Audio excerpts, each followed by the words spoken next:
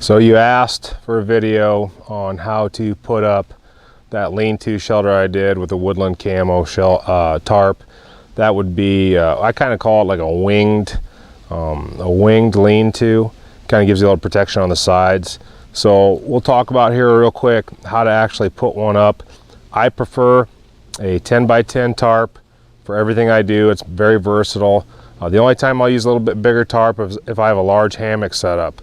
So for me, a 10 by 10 tarp is great. Bushcraft Outfitters, I use all their stuff. First thing first, so we put up a ridgeline, and I'll bring you in a little closer and show you why we like this type of ridgeline. This ridgeline in question is a 950-pound test Tech Nora, and it has 2 prusik loops on it here with S-beaners on it. So you tie the prusiks. This is actually what we're going to be attaching our tarp to the ridgeline with. Works very, very slick, very quick setup. You can get this really tight. It doesn't have as much stretch as 550 cord. So this for me is a great way to start putting up this shelter, is with the proper ridgeline. For this setup, I'm going to start on the diagonal. So I'm going to start with a corner here and a corner down there. Eventually we're going to put a stake in down on this corner over here. To start with though, I want to get my 2 tabs. I'll have my corner tab, skip one, and then go to the next one. And this tab right here, I'm going to take and clip into my S-beaner.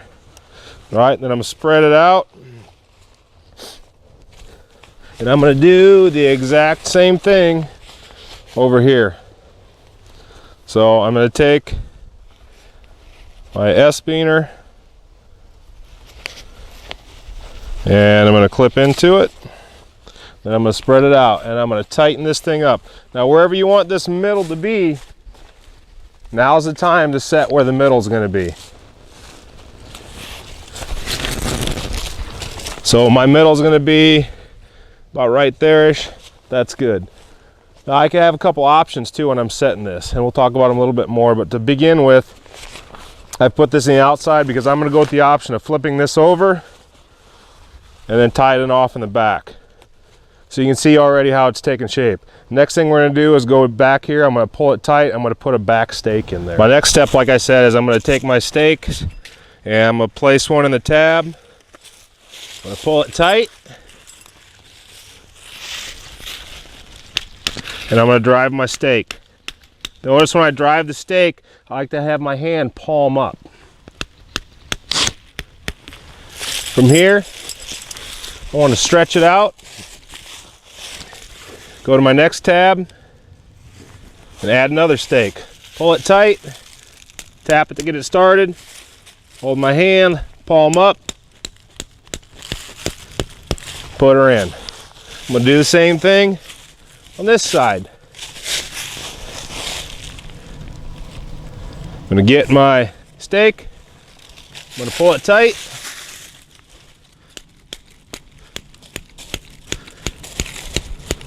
drive my stake. From here, I'm going to drive the stakes on the sides and then pull it back tight. So you can see the general shape of this now. So I want to come over, I want to take my next tab, and this is where the wings come in. I want to take my wings out, pull them out, pull it tight,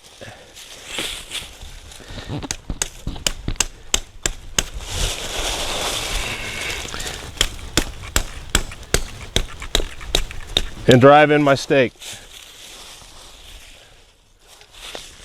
I want to come across, do the same thing on this side.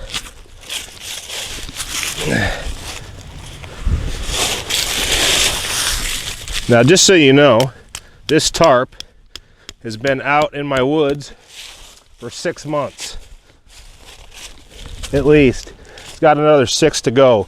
Kind of doing a torture test on it to see how long it'll last. That's why it's so filthy dirty. All right, next step is I'm going to bring this over, loop it into the middle tab, and pull it back at a tie out. Okay, so I showed you how to set this out. I'm going to go ahead and pull one of these stakes, bring it in so I can get over here easier. That way you guys can see better what I'm talking about when we're talking about tying this off. All right, now keep in mind I'm going to put that stake back in there. So I've got my tab here. I'm going to run my 550 cord through the tab. That'll be the middle tab.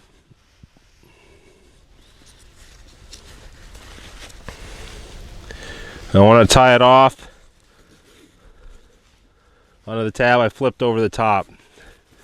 All right, from here you can see I'm going to be able to pull it out and tie it back, and it's going to really stretch it out real nice, but I'm going to put this stake back in real quick.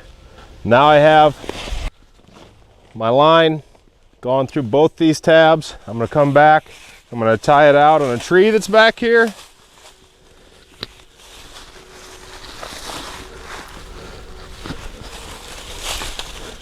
That's what gives me a lot of space on the inside, is pulling this back. This isn't a necessary step, but it really helps a lot.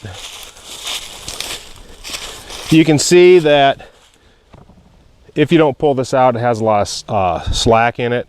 So this really works well. Now keep in mind, I can also still tie this out, but I can take it and run it over the front, this flap, and have a little bit of a shelter in the front too. But I usually set it up this way so I can make sure that it works real well with the fire.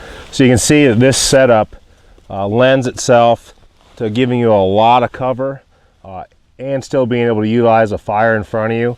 With something like this though, keep in mind wind direction, keep in mind slope. This I would definitely put bed logs in, and I definitely have my fire out far enough so I knew nothing would roll back in onto me. So it's something to consider, but it gives you a lot of room to store gear in the back. And I'll probably let this shelter set for probably, I don't know, maybe another month or so, and we'll see where we're at from there.